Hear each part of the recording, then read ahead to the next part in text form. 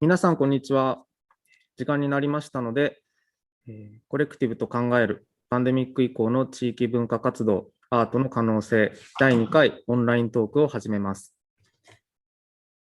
今回から毎回インドネシアのコレクティブを一組招き、お話を伺っていきます。本企画では日本語、インドネシア語での通訳をお願いしております。通訳を担当していただく岩田明子さんです。よろしくお願いいたします。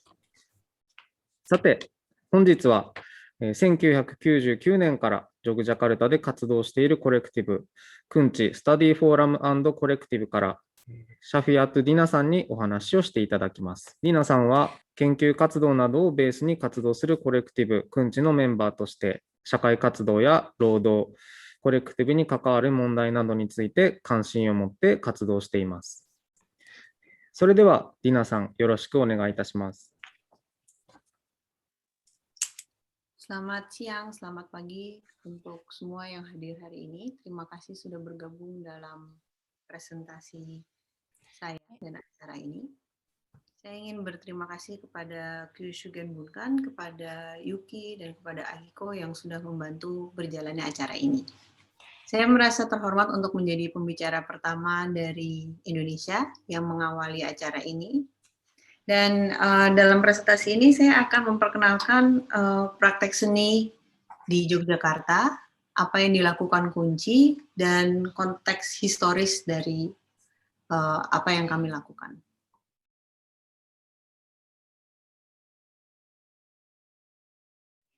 Seperti yang sudah diperkenalkan oleh Yuki, nama saya Dina, saya adalah anggota dari Kunci Study Forum dan Kolektif. Ini adalah anggota Kunci ada 10 orang.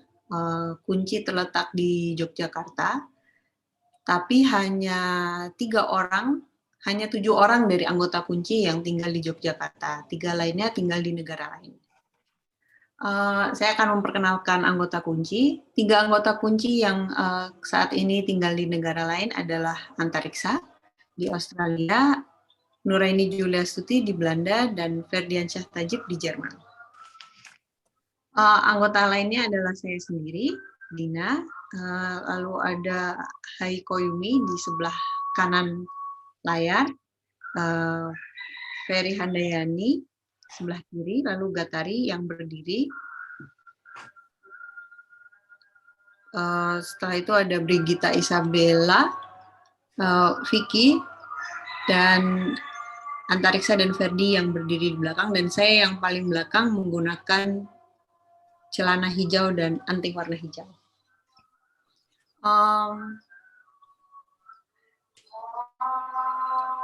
Jadi foto ini diambil di kantor kunci, dan ini adalah ruang tengah di kantor kami, di mana kami biasanya bekerja bersama-sama.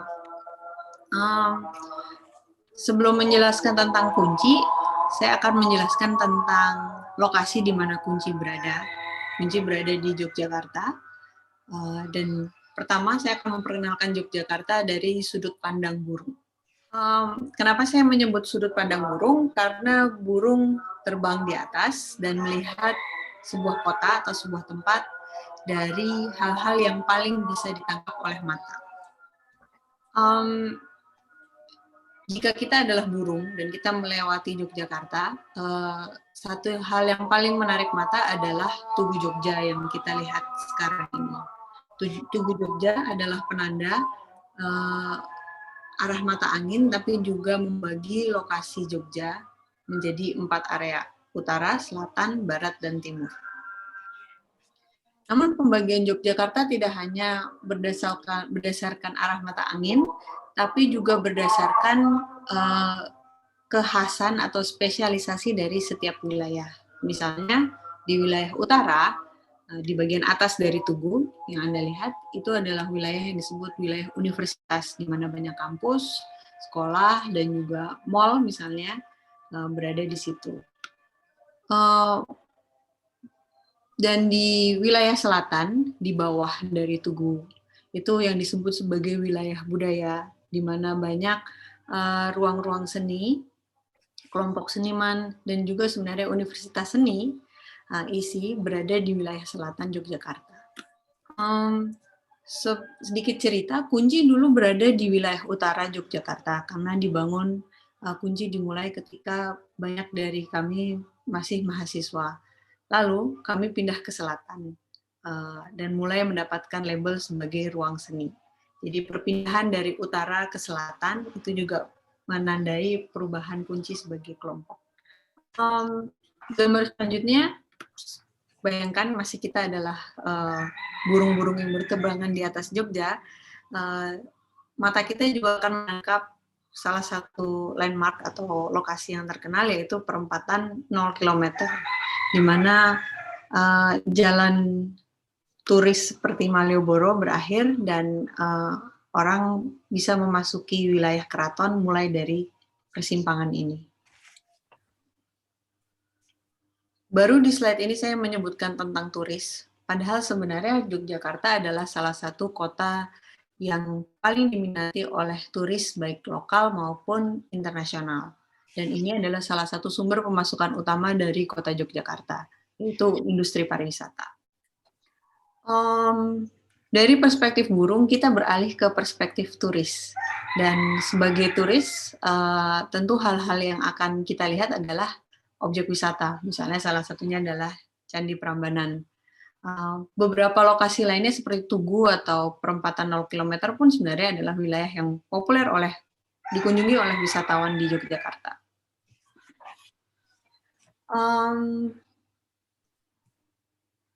Dan untuk menemukan hal-hal lain di Yogyakarta selain yang dilihat oleh turis dan dilihat oleh burung,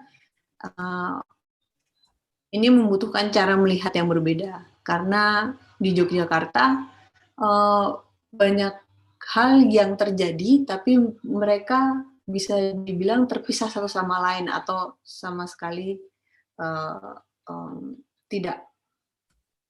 bukan tidak berhubungan, tapi banyak hal yang terjadi, tapi seakan-akan banyak hal tersebut pun tersembunyi. Dan cara melihat lainnya adalah mengambil sudut pandang kodok. Kodok sebagai makhluk yang berada di tanah dan bisa melihat hal-hal yang tidak terlihat jika bergerak terlalu cepat seperti burung, atau hanya melihat dari permukaan atau dari atas, misalnya seperti turis. Apa saja sih hal-hal yang tidak bisa dilihat oleh burung, tidak bisa dilihat oleh turis, tapi bisa dilihat oleh kodok? Satu hal adalah hal-hal yang terjadi silih berganti, yang terjadi sementara, dan hubungan-hubungan orang yang menciptakan hal-hal yang terjadi sementara ini. Foto yang sekarang Anda sedang lihat adalah contoh proyek yang pernah dijalankan oleh Kunci di tahun 2009 yang disebut sebagai proyek Alun-Alun. Di proyek Alun-Alun ini, Kunci bekerja sama dengan sebenarnya banyak kelompok seni lainnya seperti teater garasi, dan ada seniman-seniman individual lainnya. Kami bersama-sama mencatat dan belajar mengenai alun-alun, sebuah lapangan atau ruang publik yang ada di kota Yogyakarta, dan cerita-cerita apa saja yang dibentuk dan diceritakan di ruang tersebut. Hasil atau presentasi dari proyek ini adalah kami membuat sebuah festival 1 malam di alun-alun, dan yang Anda lihat sekarang ini adalah pameran tentang cerita-cerita dan foto yang kami kumpulkan di sana. Dan acara ini hanya berlangsung 1 malam, dari sekitar jam 5 sore sampai jam 10 malam. Ini adalah, kenapa saya menunjukkan foto ini? Ini adalah contoh sebuah proyek yang terjadi sangat singkat, hanya beberapa jam, tapi merupakan hasil dari kerja-kerja kolaborasi, kerjasama antara banyak orang, banyak kelompok yang berpikir dan berkarya bersama-sama. Dari mana asalnya keinginan untuk bersama-sama atau untuk berkarya bersama, saya ingin membagikan sebuah kutipan dari tulisan yang ditulis oleh rekan saya di Kunci, Antariksa, tentang Yogyakarta dan kelompok-kelompok seni yang ada di dalamnya. Saya akan membacakan kutipannya.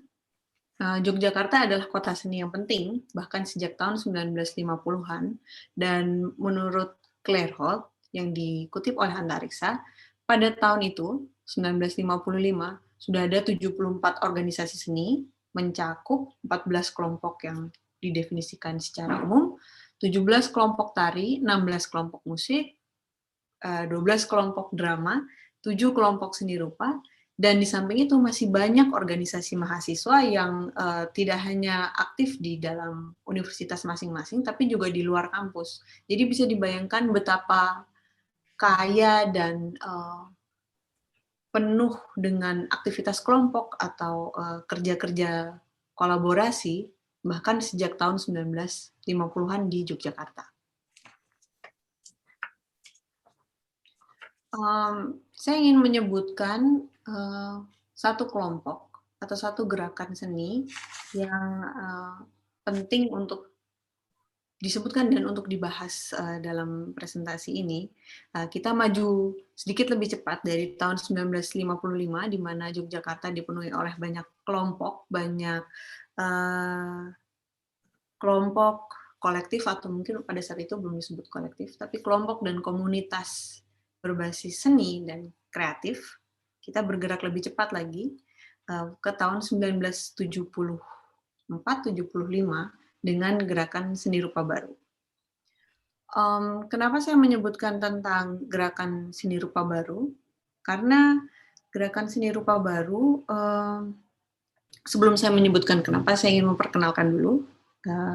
Gerakan Seni Rupa Baru atau GSRB adalah sebuah gerakan seni yang lahir dari beberapa mahasiswa seni di Yogyakarta dan di Bandung. Mereka berkumpul, berkelompok, dan pada saat itu mereka menyatakan kekecewaannya atas pemilihan karya dalam pameran besar seni lukis Indonesia yang diselenggarakan oleh Komite Seni Dewan Kesenian Jakarta pada tahun 1975. Pada saat itu, salah satu anggotanya, Jim Supangkat, menyebutkan bahwa kekecewaan mereka didorong oleh bagaimana karya-karya yang dipilih pada saat itu menunjukkan adanya depolitisasi seni. Artinya seni tidak betul-betul mengungkapkan mengenai persoalan sosial, tapi hanya berfungsi untuk menunjukkan kebaikan pemerintah Orde Baru pada saat itu. Tidak ada kritiknya sama sekali. Dan untuk memprotes pameran besar seni lukis Indonesia, mereka membuat pameran mereka sendiri. Banyak dari mereka juga menciptakan karya-karyanya sendiri. Itu pada tahun 1975, di mana banyak dari mereka masih menjadi mahasiswa. Tapi yang mau saya tampilkan di sini, atau yang sekarang kita lihat, adalah salah satu pameran yang diciptakan oleh beberapa anggota gerakan seni rupa baru pada tahun 1987. Ketika mereka sudah lulus sebagai mahasiswa, kebanyakan pindah ke Jakarta untuk bekerja sebagai maaf untuk gangguan teknisnya, saya akan mulai lagi. Jadi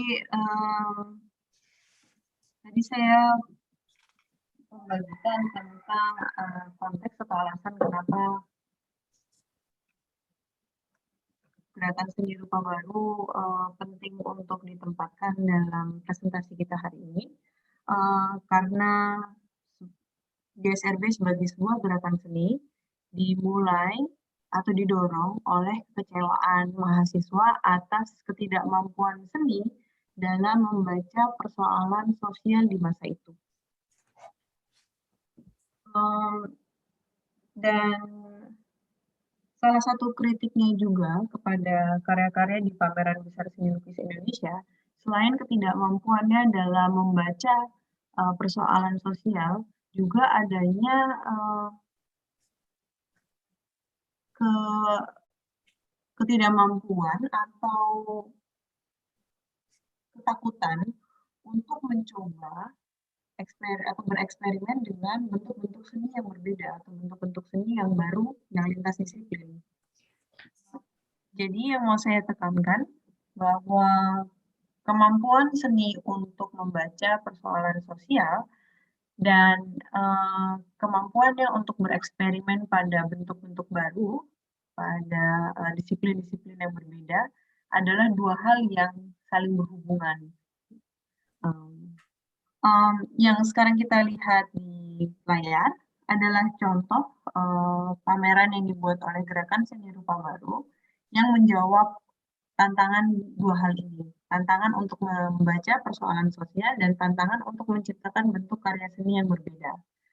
Pameran ini yang kita lihat sekarang judulnya adalah Pasaraya Dunia Fantasi, dibuat pada tahun 1987. Kita lihat di sini pameran Pasaraya Dunia Fantasi berusaha untuk mengkritik budaya konsumerisme yang menjangkiti masyarakat Indonesia pada saat itu dengan adanya berbagai macam merek atau produk-produk dan di mana orang-orang didorong untuk terus berbelanja atau terus mengonsumsi tanpa berpikir apa yang sedang mereka pakai atau apa yang sedang mereka konsumsi, apa artinya bagi mereka. Jadi pada saat itu yang dikritik adalah bagaimana kita dibentuk untuk terus-menerus ingin berbelanja atau ingin membeli, tertarik dengan visual yang menarik mata.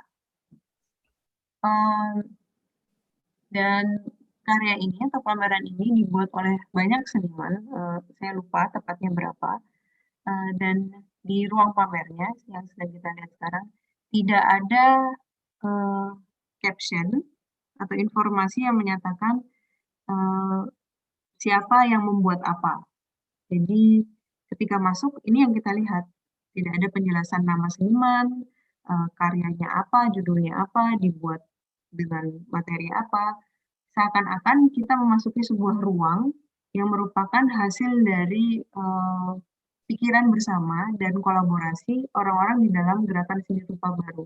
Ini adalah karya bersama, tidak ada pembagian siapa mengerjakan apa. Semuanya mengerjakannya bersama-sama. Di sini kita melihat kutipan pernyataan dari Siti Adiati, salah satu pendiri dan anggota dari Gerakan Seni Rupa Baru. Bu Siti mengatakan bahwa di Gerakan Seni Rupa Baru ada makna penting dari berkumpul. Saya bacakan sedikit. Berkumpul, tapi kumpulnya itu dengan banyak disiplin dari bidang lain. Ada yang dari iklan, sinematografi, fotografi, dan orang-orang yang berkumpul ini cara kerjanya istilahnya adalah petani, di mana sebagai petani melihat apa yang terjadi di masyarakat, memanennya, lalu memfokuskan lebih tajam untuk melihat gambaran dari kenyataan. Saya ingin menekankan dua hal lagi. Pentingnya berkumpul artinya orang-orang berkumpul, tapi juga kumpulan dari banyak disiplin. Dan yang kedua adalah bagaimana menggunakan apa yang kita miliki dengan berkumpul untuk melihat kenyataan, realitas yang terjadi di sekitar kita. Dan ini lagi-lagi bagaimana saya merasa bahwa ini adalah spirit penciptaan seni yang masih berlangsung dan dibawa hingga hari ini. Tidak hanya di Jogja, maupun di kota-kota lainnya di Indonesia. Tapi saya juga ingin membagikan bahwa Indonesia itu tidak hanya Jawa, tidak hanya Jogja dan Jakarta. Keinginan untuk menggunakan seni dan hubungannya dengan disiplin lain untuk melihat gambaran kenyataan, membahas persoalan sosial juga muncul di kota-kota lain. Tapi perlu diingat bahwa pada saat itu tahun 1987 Indonesia masih berada di era yang disebut era Orde Baru, di mana kritik atau ruang untuk mengkritik pemerintah atau mengkritik kebijakan pada saat itu sangat terbatas, banyak sensor, bahkan mengkritik pun bisa membuat seseorang berada dalam bahaya atau bahkan dibunuh. Contohnya adalah apa yang terjadi dan apa yang dilakukan oleh Arnold CAP. 3 tahun sebelum Pasaraya Dunia Fantasi, pada tanggal 26 April 1984, Arnold CAP ditemukan tewas. Dan tentu saja pada saat itu dengan besarnya kekuatan militer di Papua, dapat disimpulkan bahwa Arnold CAP dibunuh karena keterlibatannya dalam pengorganisasian masyarakat dan dibunuh atau dibungkam oleh kekuatan militer yang berkuasa bahkan hingga sekarang di Papua pada saat itu. Berbeda dengan gerakan seni rupa baru yang dengan mudah bisa ditemukan informasi proyek-proyek yang mereka ciptakan, orang-orang yang menggerakkannya pun beberapa masih bisa ditemui untuk diajak ngobrol. Gitu. Ini tidak terjadi dengan Arnold CAP karena tentu saja adanya keterbatasan dan juga sangat sedikit pembahasan mengenai praktek seni yang terjadi di luar Jawa. Tidak banyak yang bisa diketahui tentang apa yang dilakukan oleh Arnold CAP. Beberapa orang yang pernah menuliskan tentangnya, satunya George Yunus Adicondro, menjelaskan bagaimana Arnold CAP sebagai kurator museum Universitas Cendrawasih pada saat itu membuka museum sebagai ruang untuk siapapun bisa datang dan menciptakan karya seni mereka sendiri, berlatih musik, tari, dan sebagainya. Saya ingin membacakan sedikit tulisan dari George Yunus Adicondro tentang Arnold CAP, bahwa Arnold jiwa senimannya memberontak ketika melihat pengembangan seni budaya di Papua dilakukan oleh aparat resmi militer yang didominasi oleh kaum pendatang, bukan masyarakat Papua sendiri, dan mengarah pada kreasi yang dianggapnya mengambang. Mengambang artinya tidak mengakar pada ritual, pada praktek keseharian masyarakat Papua sendiri. Saya ingin mengingatkan lagi membangun hubungan bukan mengingatkan, tapi membangun hubungan antara apa yang disebut kritik terhadap seni yang mengambang dengan sudut pandang kodok yang tadi sedang saya sempat sebutkan, bahwa penting untuk melihat apa yang terjadi di tanah, untuk menjejak ke tanah, mengambil sudut pandang kodok, untuk melihat, memahami realitas di sekitar kita. Dan ini merupakan cara untuk mengkritik seni-seni yang mengambang atau yang tidak berasal dari praktik sehari-hari. Kembali ke kunci. Tadi saya sudah berbicara tentang apa yang dilakukan oleh orang-orang sebelum saya, dan yang saya rasakan semangatnya masih hadir bersama kita hari ini dan semoga hingga ke masa mendatang. Tapi sekarang saya akan kembali lagi ke di mana saya berada sekarang, yaitu saya sebagai anggota dari Kunci. Kunci lahir pada tahun 1999 dan kelahiran Kunci disebut berhubungan dengan apa yang terjadi setahun sebelumnya, yaitu Reformasi 1998, di mana gerakan mahasiswa bersama gerakan masyarakat sipil lainnya memprotes dan akhirnya mengakhiri pemerintahan kediktatoran Orde Baru yang dipimpin oleh Soeharto pada saat itu.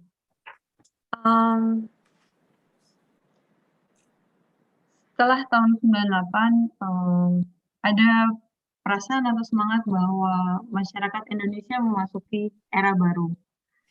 Kita tidak lagi berada di bawah cengkraman kekuasaan diktator. Kita memasuki era di mana kebebasan berekspresi, ruang-ruang demokrasi terbuka sangat lebar.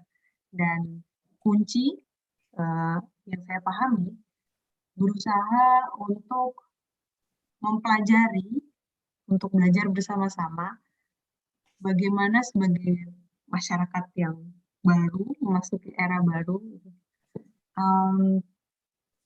bagaimana mempelajari realitas yang muncul, bagaimana membawa diskusi-diskusi kritis yang hadir di gerakan mahasiswa, gerakan masyarakat, ke ruang-ruang pendidikan di luar kampus, seperti kunci.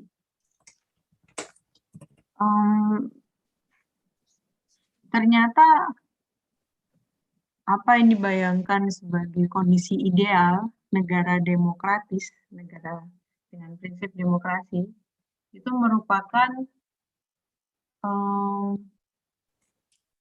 proses yang harus terus-menerus dibangun. Karena berbicara sekarang di Indonesia, apa yang dibayangkan masyarakat demokratis itu sangat jauh dengan apa yang terjadi sekarang. Bahkan berbicara tentang demonstrasi mahasiswa atau aksi protes gitu, 17 tahun setelah 98, tepatnya tahun sekitar 2015, 2016, muncul lagi aksi protes di tempat yang sama seperti yang kita lihat di foto sebelumnya, tapi kali ini memprotes mengenai biaya kuliah yang semakin mahal. Saya ingin menunjukkan misalnya salah satu bentuk protesnya tidak hanya soal biaya pendidikan, tapi juga soal waktu perkuliahan. Dulu ketika orang tua saya berkuliah di Universitas Gajah Mada yang kita lihat sekarang ini fotonya, mereka bisa berkuliah hingga 13 tahun untuk gelar sarjana S1. Sedangkan pada masa saya maksimal waktu perkuliahan atau durasi perkuliahan itu adalah 7 tahun. Dan sekarang maksimal waktu untuk berkuliah untuk S1 adalah 5 tahun. Jadi waktu untuk belajar itu semakin pendek dan semakin singkat. Ya, jadi yang bisa kita lihat misalnya salah satu foto yang di bawah, tulisannya kuliah cepat mana greget. Jadi kalau kuliah atau belajar itu terlalu cepat, lalu di mana menerjemahkan greget itu seperti daya untuk menggigit gitu. Mana kekuatannya gitu, mana keasikannya gitu. Jadi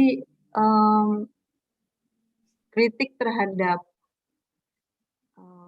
negara yang muncul tahun 98 gitu, di gerakan hari ini justru banyak dimulai, meski masih banyak kritik terhadap negara, tapi juga ada kritik terhadap institusi pendidikan yang bekerja hampir mirip seperti perusahaan.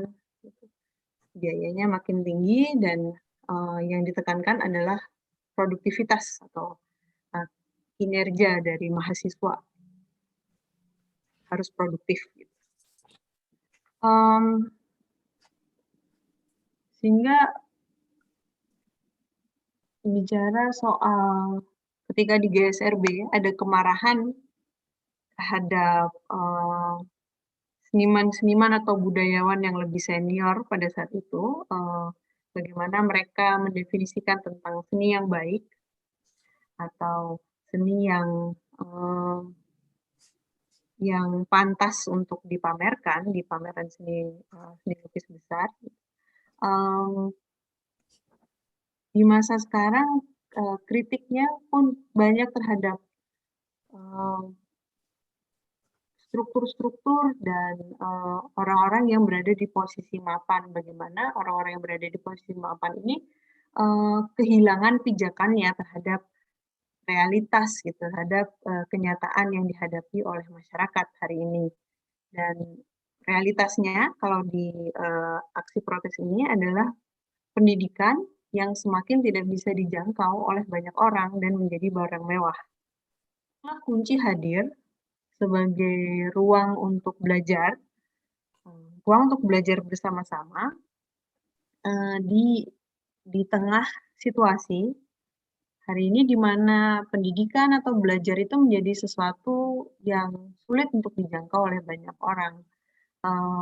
Ketika di universitas pendidikan menjadi barang mewah, di Kunci pendidikan itu menjadi proses bersama-sama dan diharapkan semua orang bisa terlibat dalam proses belajar bersama-sama itu.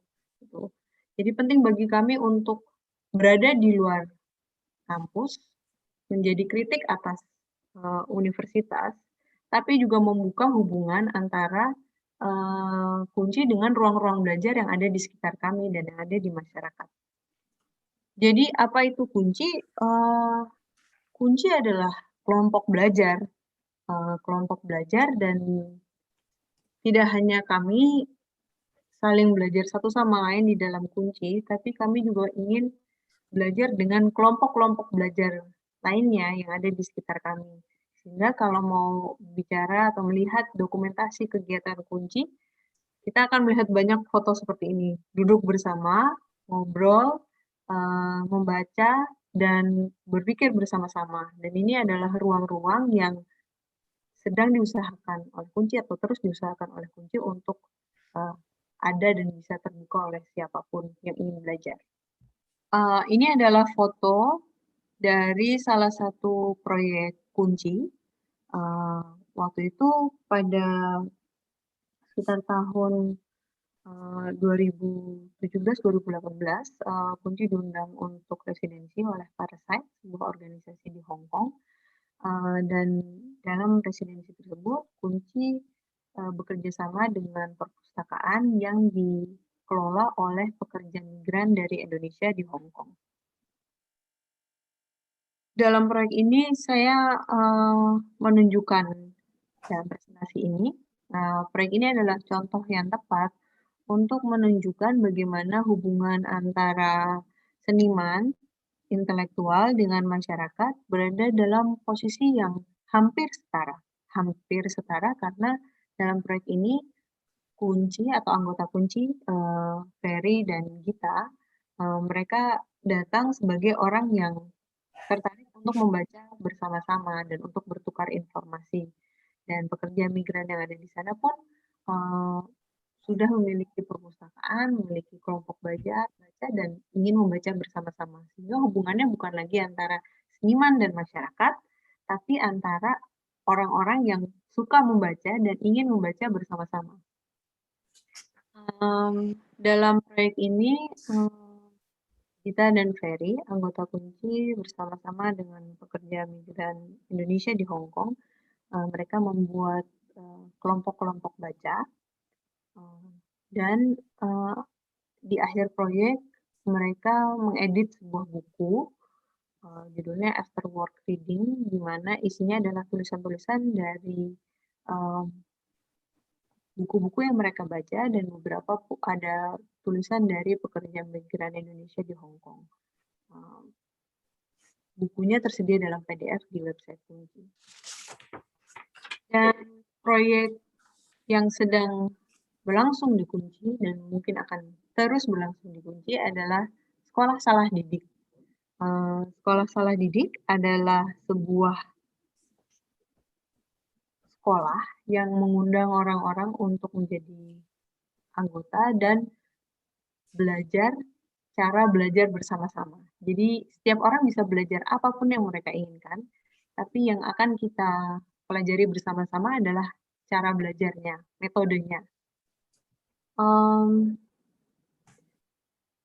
Dalam Sekolah Salah Didik, tidak ada guru, tidak ada murid, semua orang berada dalam posisi yang sama, orang yang ingin belajar, dan dalam posisi yang setara atau sama ini,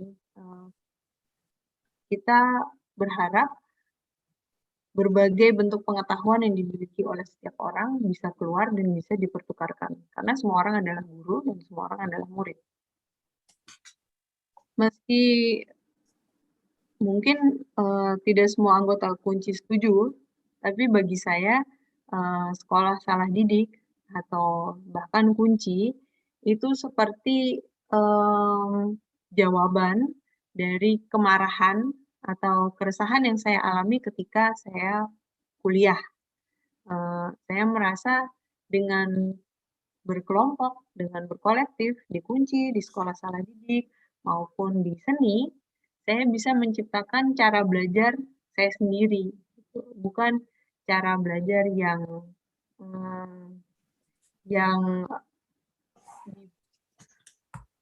dipaksakan atau yang dibuat harus cepat dan harus efisien seperti yang di universitas. Di sekolah salah didik, kami menguji coba beberapa metode belajar. Dua di antaranya adalah metode belajar dari Jacques Rancière. Saya nggak yakin penyebutannya benar, tapi Rancière memiliki buku judulnya Ignorant Schoolmaster, di mana guru dan murid menjadi hubungan yang setara, karena mereka sama-sama belajar hal yang tidak diketahui oleh keduanya. Dan metode yang kedua adalah metode turba atau turun ke bawah yang dikembangkan oleh Lembaga Kebudayaan Rakyat atau Lekra.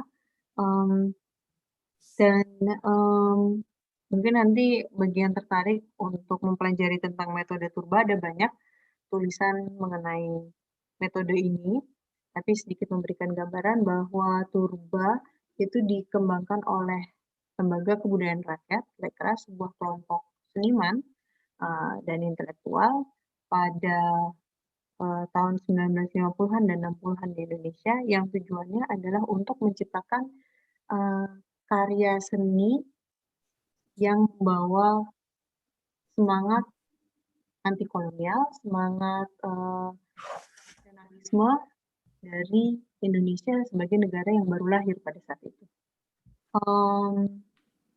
Salah satu metode turba yang kami pelajari di sekolah salah didik adalah 3 sama. Makan sama, tidur di tempat yang sama, dan kerja bersama-sama.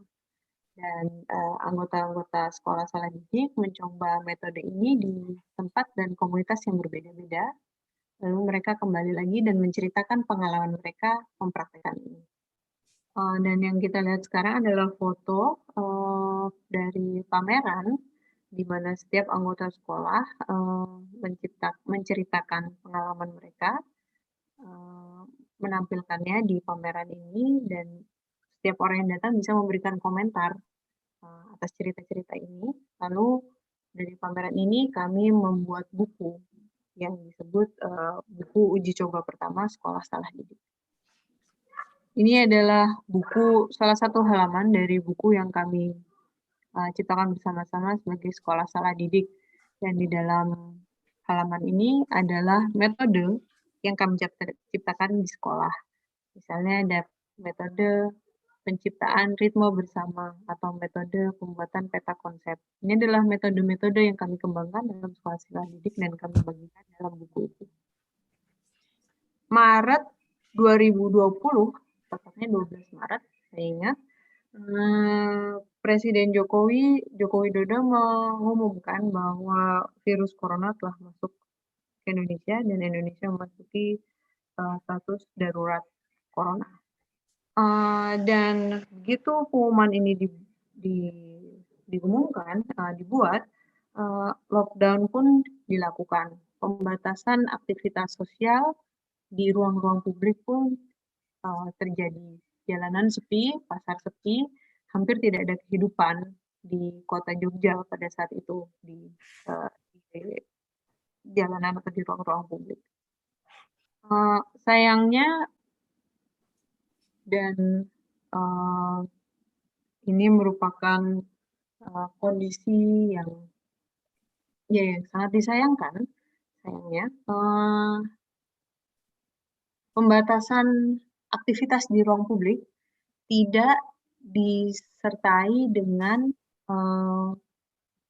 subsidi atau bantuan untuk orang-orang yang biasanya bekerja di ruang publik, di jalan atau di pasar, orang-orang yang bekerja di sektor ekonomi informal. Sehingga ketika pembatasan aktivitas di ruang publik terjadi, banyak orang kehilangan pemasukan dan sama sekali tidak punya uang untuk makan, apalagi untuk menjaga kesehatannya atau mengakses rumah sakit atau jasa-jasa kesehatan lainnya. Dalam kondisi seperti ini, satu hal yang patut disyukuri adalah adanya hubungan sosial atau relasi sosial di antara anggota masyarakat maupun di antara kelompok-kelompok yang ada. Sehingga ketika melihat ada persoalan ini, berbagai kelompok masyarakat mulai menciptakan dapur umum. Jadi beberapa orang bergabung lalu memasak untuk makan siang atau makan malam yang makanannya dibagikan ke orang-orang yang mereka temui di jalan, orang-orang yang terpaksa masih harus bekerja karena pemasukannya mengandalkan kerja di ruang publik dan mereka tidak bisa melakukan social distancing. Dan dapur-dapur umum ini jumlahnya banyak sekali di Yogyakarta dan sebenarnya di banyak kota lainnya. Dan ini adalah salah satu hasil dari kehidupan komunal atau berkelompok yang sudah dibangun dari sejak lama.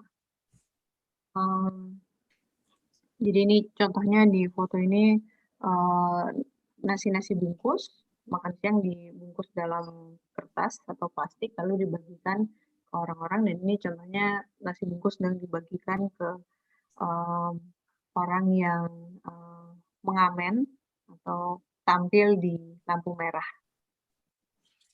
Jadi anggota-anggota kunci dan mungkin juga kelompok seni yang lain yang biasanya beraktivitas di dalam ruangnya masing-masing sekarang keluar dan bergabung dalam inisiatif dapur yang bermacam-macam ini.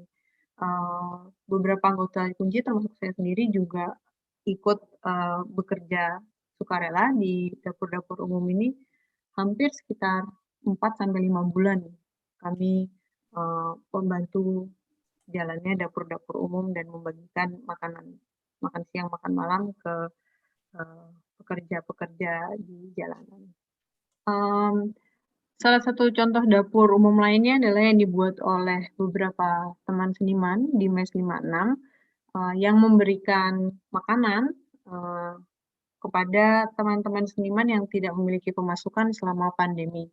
Dan mereka menggunakan judul Collaborative Survival.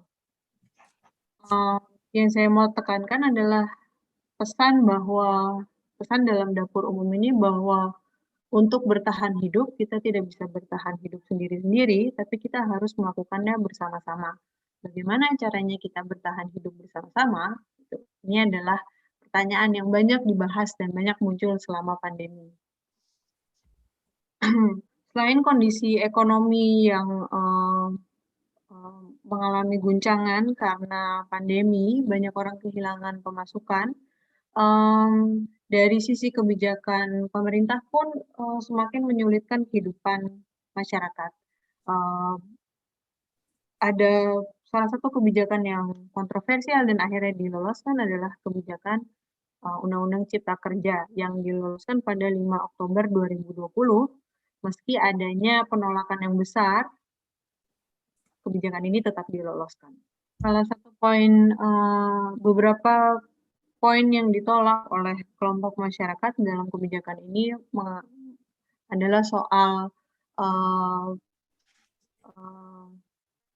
gaji karyawan yang tidak perlu dibayarkan secara rutin, tidak ada kewajiban bagi pemilik usaha untuk memberikan jaminan kesehatan untuk pekerjanya.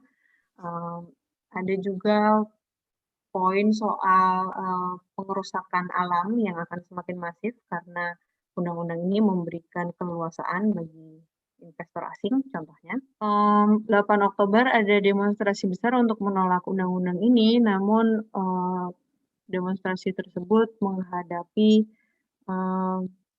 tindak kekerasan atau mengalami tindak kekerasan dari polisi dan kelompok-kelompok organisasi masyarakat yang menyebut gerakan ini atau demonstrasi ini sebagai hanya provokasi dan tidak punya landasan, tidak mewakili kepentingan orang banyak. Jadi dari segi kebijakan semakin menyulitkan kehidupan masyarakat. Dari sisi ekonomi juga masih mengalami krisis. Pemasukan masih sangat jarang dan bagi beberapa orang atau banyak orang yang bekerja di sektor ekonomi informal. Dan juga adanya pengawasan yang cukup ketat gitu, terhadap diskusi-diskusi atau ruang-ruang yang oposisi terhadap kebijakan pemerintah. Dalam situasi yang tidak pasti ini, yang sedang kami di Jogja dan saya yakin di banyak kota lainnya, di tempat lainnya, sedang berpikir apa yang seni bisa lakukan dalam situasi hidup yang semakin tidak pasti seperti ini. Kita menciptakan ruang untuk menjadi bersama-sama, kita berpikir soal bertahan hidup bersama-sama, tapi bagaimana kita berpikir atau membayangkan tentang masa depan kita bersama. Sudah 2 bulan, halaman belakang kunci sangat ramai, tidak hanya dengan kebun sayuran, tapi kami sekarang sedang mengurus ayam bersama-sama. Ayam dan kebun ini disiapkan oleh 2 teman kami, Timbil dan Doli dari Life Patch, sebuah kolektif yang bekerja dengan teknologi dan seni. Dan kalau hadirin sekalian mengingat jeruji-jeruji besi yang kami gunakan untuk pameran sekolah salah didik, sekarang dipakai untuk kandang ayam.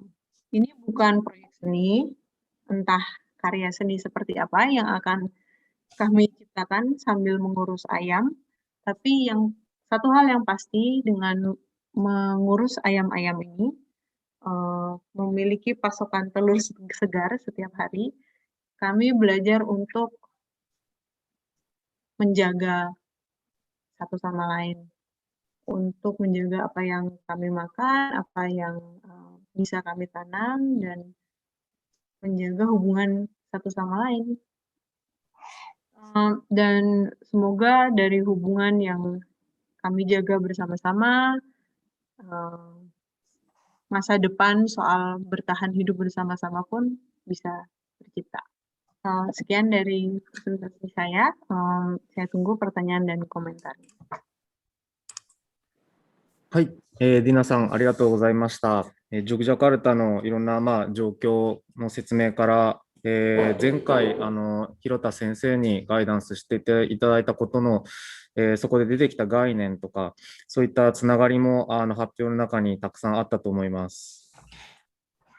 そうした状況の中で芸術家をはじめとして、領域横断的な集まりが、そういった集団が、どのように今こういった状況に対応してきたのかということを、君知の例をもとにいろいろ説明していただきました。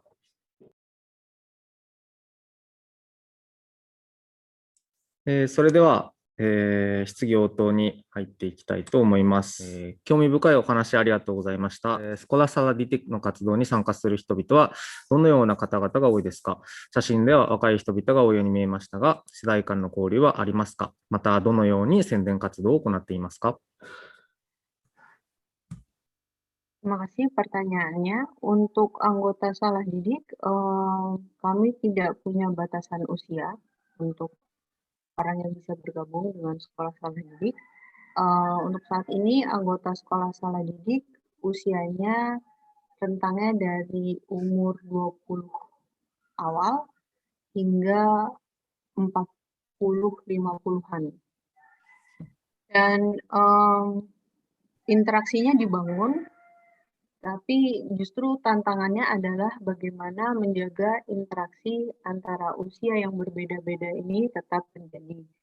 Karena orang-orang yang lebih muda dan orang-orang yang lebih tua punya aktivitas yang berbeda. Yang lebih tua atau yang sudah berkeluarga harus mengurus rumah tangga, mengurus anaknya, sehingga tidak bisa sewaktu-waktu bertemu atau nongkrong. Sedangkan yang muda sulit untuk menghadiri pertemuan di pagi hari karena mereka masih harus berkuliah, harus bersekolah. Jadi menemukan waktu untuk berinteraksi, untuk belajar bersama-sama adalah bagian dari pembelajaran di sekolah salah didik. Bagaimana kita bisa mempertemukan orang-orang dengan aktivitas, dengan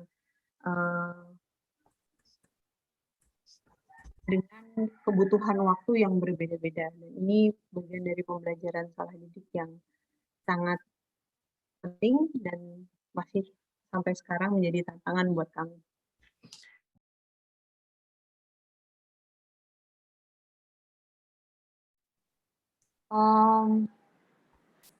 Di Yogyakarta ada banyak kelompok yang memperjuangkan hak aksesibilitas untuk penyandang disabilitas di Jogja. Dan beberapa kali kami menyelenggarakan pertemuan dengan mereka. Salah satu agenda belajar dalam sekolah salah didik adalah mempelajari bahasa isyarat. Meski pertemuan ini kami sempat buat sekitar 2-3 tahun yang lalu, tapi hingga sekarang kami belum bisa menguasai bahasa isyarat. Namun ini adalah satu yang ingin kami terus pelajari, bagaimana mempelajari bahasa isyarat dan membuka dialog-dialog dan proses belajar ini juga untuk teman-teman penyandang disabilitas yang lain. Jadi jaringannya ada, hubungannya ada, tapi bagaimana hubungan ini bisa berlanjut, itu yang menjadi.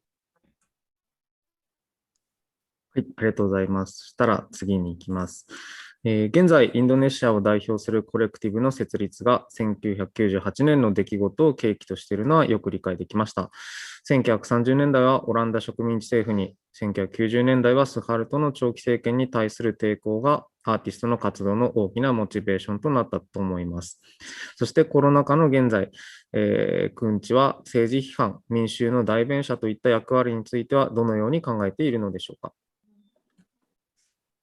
Terima kasih untuk pertanyaannya, sangat penting. Kami, atau yang saya lihat di Kunci,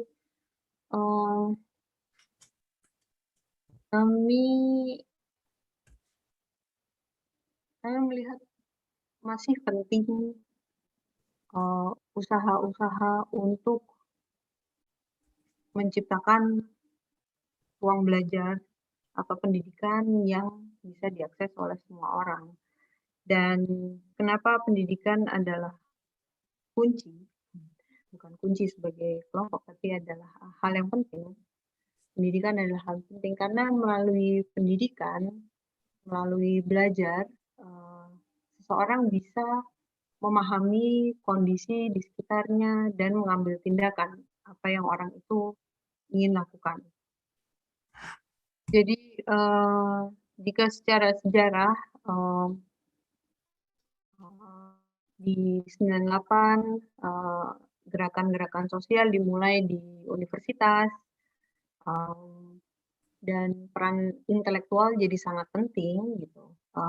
Di masa sekarang di mana universitas menjadi tempat yang sangat jauh dari masyarakat, di mana membawa universitas keluar dari universitas, dari bangunan universitas, dan menciptakan universitas kita sendiri, tempat di mana kita bisa belajar sesuai dengan apa yang kita butuhkan dan mempelajari kondisi di mana kita hidup hari ini, sehingga kita bisa mengambil tindakan bagaimana cara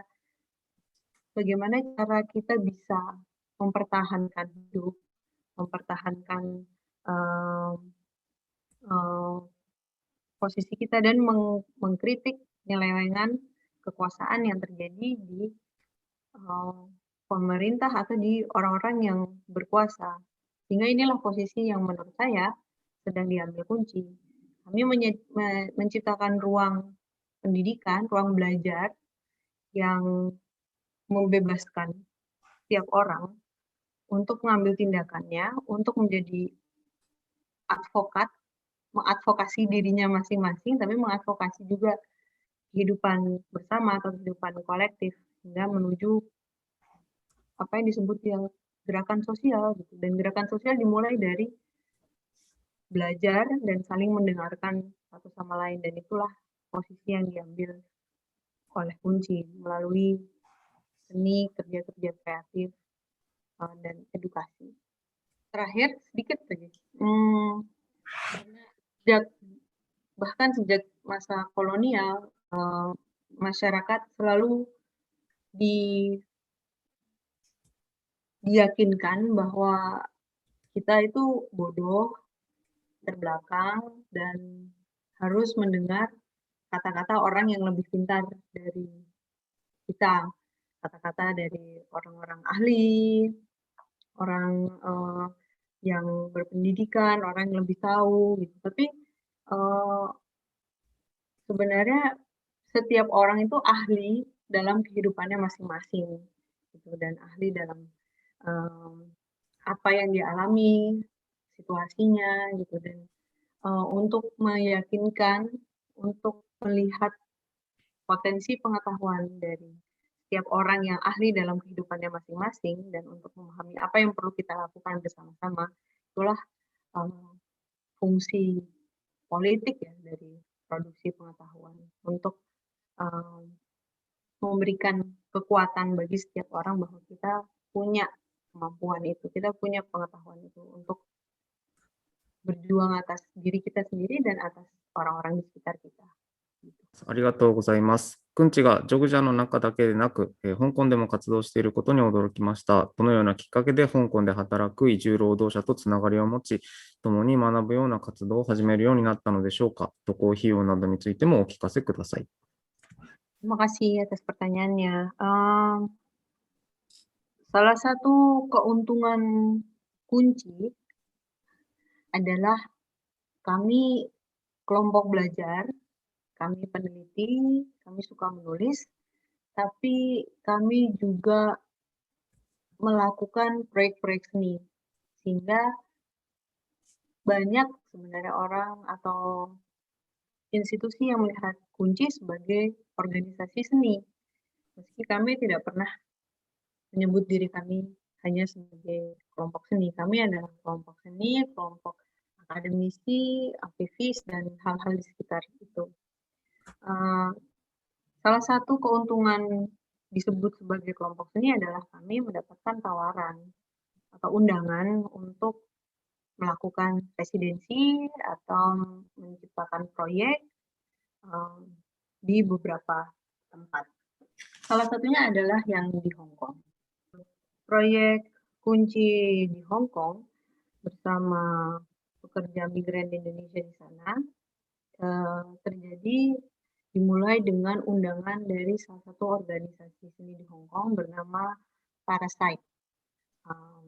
Parasite mengundang kunci untuk membuat sesuatu apapun, dan salah satu tawarannya adalah bahwa di Hong Kong ada komunitas pekerja migran Indonesia yang sangat besar. Mungkin kunci tertarik. Dan pada saat itu kami sedang di awal memulai sekolah salah didik, dan kami tertarik dengan